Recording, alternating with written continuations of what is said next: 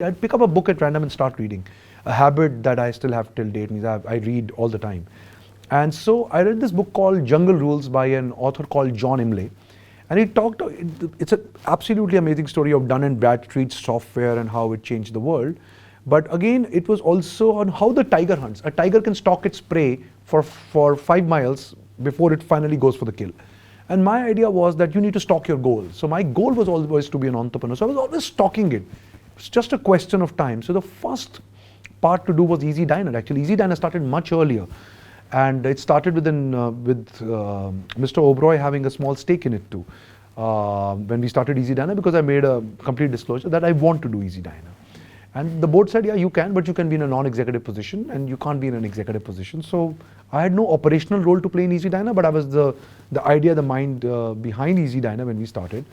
And we kind of put in a team together. And I couldn't even talk about that I was a part of EazyDiner because I had there was issues there. And but everybody said, everybody at EazyDiner always sometimes worked with Kapil somewhere in his life, and he's at every single event of EazyDiner.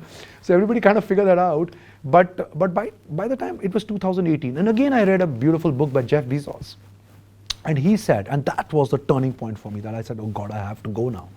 And the turning point was that he said that you've got to live your life on the minimization regret framework. That if you live till 80 or 85 and you look back on your life and you regret not doing something. So Tijish, I would have always regretted not being an entrepreneur. So I said, I've got to go. So, I decided that I really needed to do.